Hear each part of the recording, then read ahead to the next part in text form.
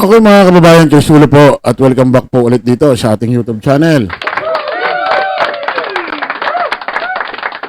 Nako mga kababayan ilang tulog na lamang ho, ha? Mga kababayan, mga ka-analyze. Eleksyon na, araw na ho ng botohan. Biyernes na bukas. Sabado, Linggo, Lunes, botohan na. At yung mga nangangampanya hanggang, alam ko ha, kung hindi ako nagkakamali, hanggang adjust na lang. Sabado, 11 Linggo, hindi na pwede. Monday, natural, hindi na pwede. Araw na siyempre ng butuhan niya. Lagi yung mga kampanya ka pa dun sa mga presinto. At mga kababayan, painit ho ng painit ang mga pangangampanya ho ng mga politiko sa bawat dako ho ng Pilipinas. Ako, especially dyan sa Maynila, napakainit ho ng kampanya ha. Pag-usapan natin to konting Maynila. Especially itong si Isko Moreno. Yung tinatawag nilang Benta Boy, si Boy Benta. Nakakapagtaka kasi mga kababayan. May kaso ho ito, naka-bin-bin, naka-floating, no? Yan ho sa ombudsman. Kasong graph. Actually, nung nakaraan, yung mga vendor at sa pamumuno ho ni Attorney Topacio, no, nanawagan sila sa ombudsman na buhayin yung kaso ho ni Isko Moreno noong 2022 pa. Kasong graph. Dyan ho sa ombudsman.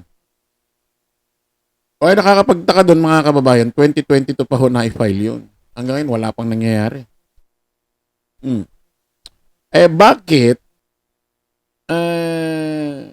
Itong i-final no ho nung Biyernes. Biyernes lang. Ni Amy Marcos, laban ho dito sa mga limang opisyal na sinasabi may mga tawag dito kumbaga mga naipagtulungan para ito si Digong ay maaresto at madala ho siya dahig. Nag-file ho ng kaso ito si Amy Marcos dito ho sa limang mga opisyal. Nagsampa ho ng kaso dun sa ombudsman. Biyernes final, Sabado, Linggo, walang office. Lunes, working day. Martes, naglabas agad ng order ang ombudsman na dapat magpaliwanag daw itong mga limang ito at mag-counter affidavit. Ganun kabilis. Samantalang, yung graph na kaso ni Isko nung 2022 na na-file, na nag-file nagkaso mga vendor doon sa Divisoria, market yata yun. Wala pa. 2025 na. So, ano to, ombudsman? Ba't ganon? Nangyari? Anong meron?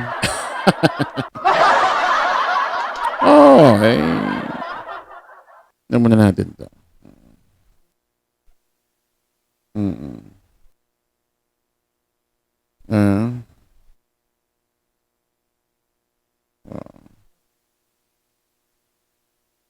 Ayan Hanggang natin. Anti-crime watchdog sumugod sa ombudsman. Reklamo laban kay dating Manila Mayor Isko Moreno pinaaaksyonan. Nagbabalita nagsaserbisyo mula sa ombudsman. Nagbabalik si Gabgon. Gabriel Gonzalez, ikwento mo. 9 days ago yan 9 days ago. Magandang gabi ulit, Johnson. Kinalampag ng grupong Citizens Crime Watch na kinabibilangan ng mga tindero-tindera mula Divisoria ang Office of the Ombudsman para ipanawagan ang pag-aksyon sa inihaing reklamo laban kay dating Manila Mayor Isko Moreno. Nag-ugat ang reklamo sa iligal umanong pagbebenta sa Divisoria Public Market sa halagang 1.4 billion pesos at iba pang ari-arian ng lokal na pamahalaan ng Maynila. Ayon sa abogado ng grupo na si Attorney Ferdinand Topacio, dapat nang silipin ng ombudsman ang reklamo. Bilang isang anti-crime watchdog, ang CCW ay naghain po ng isang request sa ating kagalang-galang na ombudsman na ito po ay imbestigahan kung merong kasong plunder o anumaman ay mapanagot ang dapat managot kung merong kasalanan. Baka naman po pwedeng bilis-bilisan po, hindi sa ano pa man. 2020 nang ibenta ng Noy Alkalde ng Maynila na si Isko Moreno ang 3,700 square meter na property ng lokal na pamahalaan para mapagaan-umano ang epekto ng pandemya sa lungsod. Una nang umani ng batikos ang dating alkalde sa naturang hakbang dahil direkta umanong maapektuhan ang mga nagtitinda sa Divisoria Public Market. Kaserbisyo mo sa Ombudsman Gabriel Gonzales para sa Teleradyo Serbisyo at Radyo. Oh, yan mga kababayan. Kailan pa yan? Oh. Kailan pa yan? Anong taon na? 2025 na. Wala pa nangyayari. Oh. Pero itong final ni Amy Marcos nung Biyernes lang, Sabado-Linggo, walang office. Monday, meron na. Martes, naglabas agad ang order ng ombudsman na itong 5 mag-counter affidavit kayo. Sinampang kasyo ni Amy Marcos. Oh, ba't nagkagano, ombudsman? Ano nangyari doon?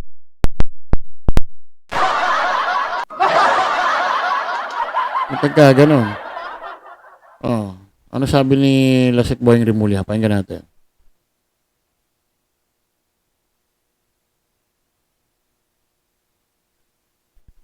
Handa raw sagutin ng 5 opisyal ang reklamo ni Senadora Amy Marcos kaugnay ng pagkakaaresto kay dating Pangulong Rodrigo Duterte. Git naman ng isa sa kanila na si Justice Secretary Boyeng Rimulya, ginagamit lang daw ni Senator Amy si Digong para sa eleksyon. Nasa frontline ng balitang yan si Camille Samonte. Duda si Justice Secretary Boyeng Rimulya sa naging proseso ng ombudsman matapos itong pasagutin ang kalihim at 4 pang matataas na opisyal kaugnay ng pagkaaresto kay dating Pangulong Rodrigo Duterte.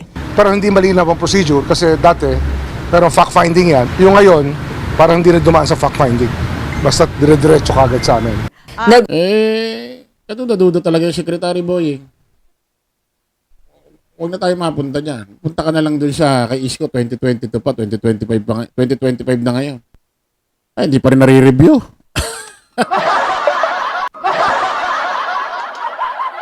Hindi pa rin nare-review. Samantala yung bit-bit ni Amy Marcos nung nakarang, kapal-kapal ng pinasa niyang documents. Nakaganon siya. Parang tanga, nakaganon. Pero pag alis ng camera, papahok na sa iba. Biyernes. Oh, Sabado-Linggo walang pasok. Lunes may pasok na.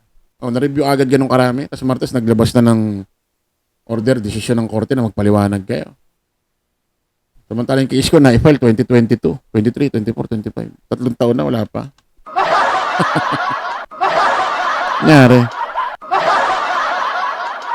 Nag-ugat ang reklamo sa report ni Senadora Amy Marcos sa chairperson ng Senate Committee on Foreign Relations na nagrekomendang sampahan sila ng reklamong kriminal at administratibo. Handa naman daw si Rimulya na sagutin ang reklamo. Everything that happened was within legal bounds. Lahat naman yan according to law. Gid pa ng kalihim, tila ginagamit lang ni Senadora Amy para sa eleksyon ang pagkaaresto kay Duterte. What was contained was a chairman's report. So that's a little strange kasi parang in-aid lang yaman, parang gusto lang talaga makakuha ng publicity tungkol sa election. Magsusumite rin ng kanyang counter affidavit ang isa pang sangkot sa reklamo na si PNP Chief General Romel. Kasi nga, ang hinahangad ni Amy, buto siya ng mga DDS. Kaya todo pakita siya ng pagmamalasakit sa nangyari kay Digong. Kasi wala na nga, lubog na eh. Lubog na eh. Wala na yung pangalan niya. Kaya eto. Hello. Ma'am Amy. Sana lang talaga manalo ka. Kasi pag natalo ka, hindi ka nakapasok sa Magic 12. Nako, daming magtatawa sa'yo.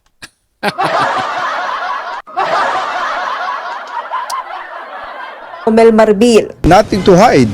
Ang sabi ko nga, ang ginagawa lang mo namin is really to assist po yung Philippine Center of Transnational Crime in implementing a warrant of arrest na inisyu po ng ICC. Yun So yan po ang mensahe. Tiniyak naman ng palasyo na sasagutin din ng tatlo pang opisyal na sina Interior Secretary John Vic Remulla, PNP CIDG Chief Nicolas Torre III at Special Envoy for Transnational Crimes Marcos Lacanilao ang reklamo. Ang mga nasabing mga opisyal ay tutugon po at sila po ay magsasubmit ng kanilang mga counter affidavits. Talaga sasagot yan. Aharap talaga yan. Magbibigay talaga ng counter affidavit yan. Hindi magtatago yung mga yan.